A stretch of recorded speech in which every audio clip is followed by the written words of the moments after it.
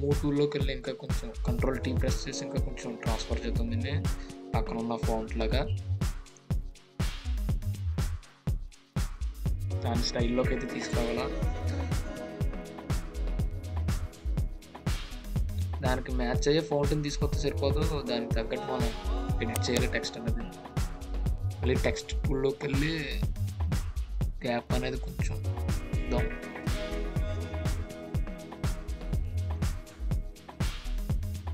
కొంచెం ట్రాన్స్ఫర్ చేయాలి దీన్ని, స్కేల్ కొంచెం పెంచాలి.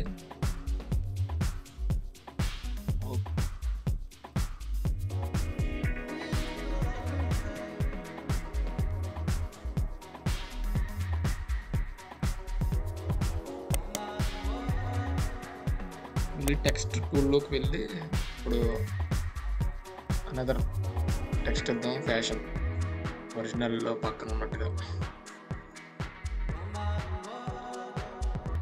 దాన్ని కూడా టెక్స్ట్ టూల్లోకి వెళ్ళి డబుల్ క్లిక్ చేయాలి దీన్ని. టెక్స్ట్ని డబుల్ క్లిక్ చేసేటప్పుడు కలర్స్ ట్యాబ్లోకి వెళ్తే ఈ టూల్ ఓపెన్ అవుతుంది.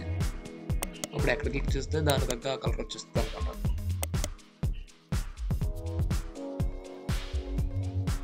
దీన్ని కూడా ట్రాన్స్ఫర్ చేద్దాం. స్కేల్ కంట్రోల్ టీ ప్రెస్ చేస్తే మనకి ట్రాన్స్ఫర్ ఆప్షన్ వస్తుంది. ఒకవేళ ఆ ట్రాన్స్ఫర్ అనేది సరిగ్గా అవ్వకపోతే కంట్రోల్ పట్టుకొని డ్రాగ్ చేస్తూ ఉండాలి, అప్పుడు ఫ్రీగా అవుతుంది.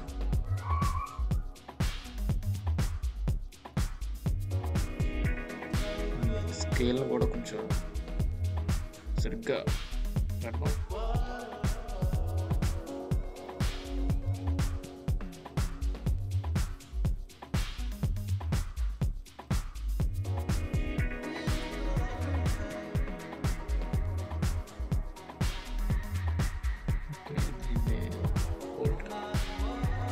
టెక్స్ట్ టూల్లోకి వెళ్ళాలి.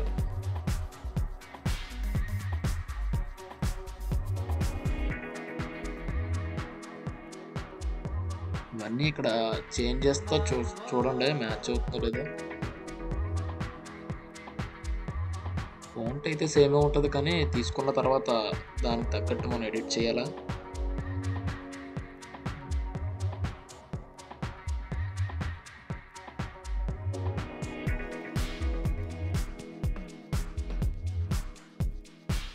ఓకే, కొంచెం మ్యాచ్ అయితే అయ్యింది.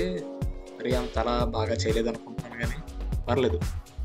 చూసారు కదా, ఇది వీడియో అయితే ఇంతే. ఇంకా మన ముందు After Effects, Premiere Pro, Blender ఈ ట్యూటోరియల్స్ కూడా చెప్తాను కానీ నాకేంటని అంటే నాకేంటని మాకు అర్థం కావడం లేదు సార్. ఛానల్ నచ్చితే సబ్స్క్రైబ్ చేయండి.